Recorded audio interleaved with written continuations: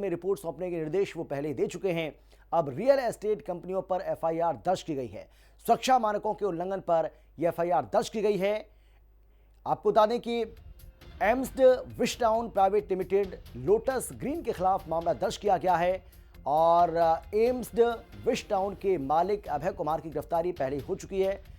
Barricading और सुरक्षा इंतजामों की भारी कमी उजागर हुई है, जिसको लेकर सीएम योगी बहुत ज्यादा नाराज इस वक्त देखने को मिल रहे हैं और यही वजह है कि सुरक्षा मानकों के उल्लंघन को लेकर अब एफआईआर भी इन बिल्डर्स के खिलाफ, इन कंपनियों के खिलाफ की गई है। नोएडा में सॉफ्टवेयर इंजीनियर युवराज की मौत को 100 घंटे से ज्यादा का वक्त बीत चुका है।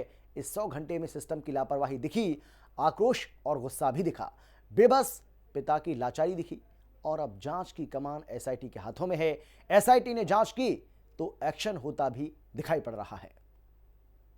स्पॉट पर एसआईटी, जांच में तेजी, गिरफ्त में बिल्डर, नपेंगे अफसर। नोएडा में सॉफ्टवेयर इंजीनियर युवराज की मौत को 100 घंटे से ज्यादा वक्त बीत चुका है। इन 100 घंटों में सिस्टम की लापरवाही दिखी, आक्रोश और गुस्सा दिखा, बेबस पिता की लाचारी भी दिखी और अब जांच की कमान एसआईटी के हाथों में है। एसआईटी ने जांच की तो एक्शन होता भी दिख रहा है।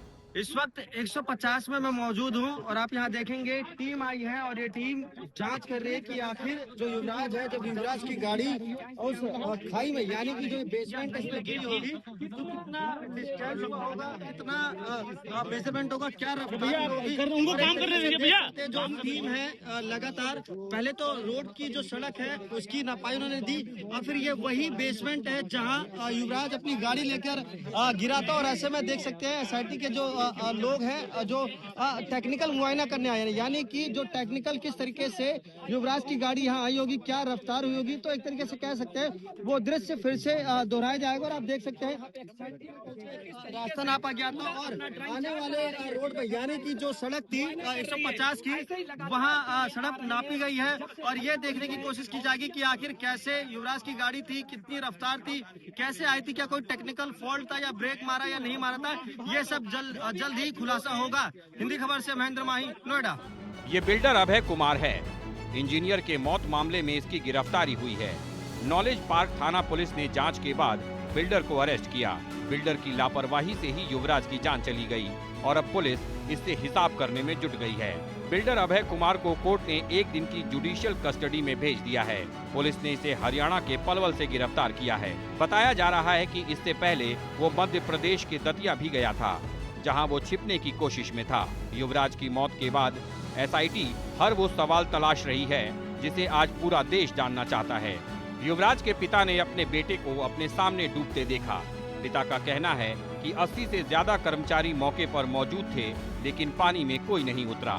एसआईटी ने संबंधित अधिकारियों से बातचीत की और युवराज के पिता राजकुमार से पूरा ब्यौरा लिया। एसआईटी पर बड़ी जिम्मेदारी है। युवराज की मौत की जिम्मेदारी किसकी है, इन्हीं जवाबों की तलाश में एसआईटी जुटी है।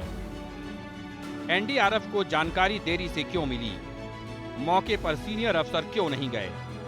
शिकायत पर एक्शन क्यों नहीं हुआ? प्लॉट का डाटा प्राधिकरण के पास क्यों नहीं? काम ना होने पर आवंटन कैंसिल क्यों नहीं? भविष्य में ऐसी घटना दोबारा ना हो, इसके लिए क्या तैयारी? प्रथम शासन की तरफ से 3 सदस्यीय एसआईटी बनी है। उस एसआईटी में मेरे अध्यक्षता में मंडलायुक्त साहब श्री भानु गोस्वामी साहब और साथ में हमारे चीफ इंजीनियर पीडब्ल्यूडी साहब हैं। इसके बाद एसआईटी को 5 दिन का मैंडेट दिया गया है।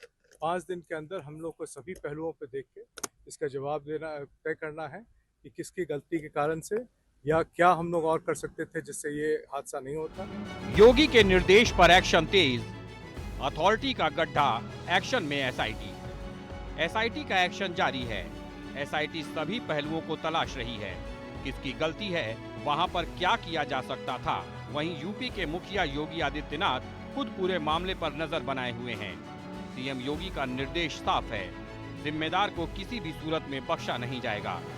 युवराज के पिता सीएम योगी से मुलाकात करना चाहते हैं। अब एसआईटी सभी पहलुओं को तलाश रही है। एक्शन ताबड़तोड़ हो रहा है, लेकिन क्या भ्रष्टाचारियों पर नकेल कसा जाएगा, ये बड़ा सवाल है। युवराज की मौत के बाद सिस्टम की जो लापरवाही है वो लगातार सामने आ रही है। ऐसे में नोएडा प्राधिकरण के सीईओ को हटाया गया, साथ ही साथ नवीन कुमार जो इंजीनियर थे उनको भी हटाया गया। अब एसआईटी की जो टीम है वो नोएडा प्राधिकरण के दफ्तर भी गई थी और मौके पे पहुंची थी। ये घटना स्थल देखिए, यहीं पर आप देखेंगे ये जो रास्ता है सेक्टर 150 का, यहाँ से जो है युवराज अपनी गाड़ी लेकर आ रहा था और घना कोहरा था।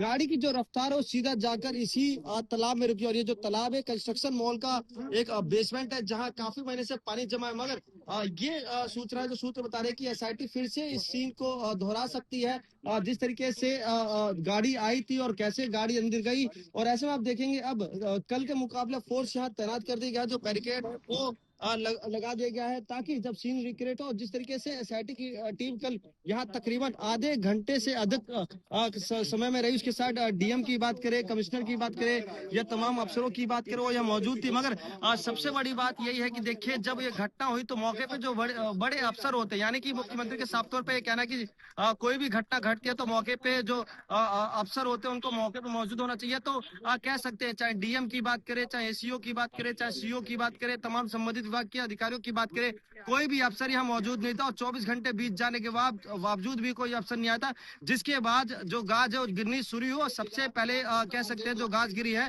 नोएडा प्राधिकरण के सीईओ पे, उसके बाद जो इंजीनियर है उसपे। अब एसआईटी की रिपोर्ट में ये पता चलेगा कि और अफसर कौन है जो इसमें शामिल थे, जिनकी लापरवाही की वजह से युवराज की मौत हुई थी। हिंदी खबर से महेंद्र माही, नोएडा।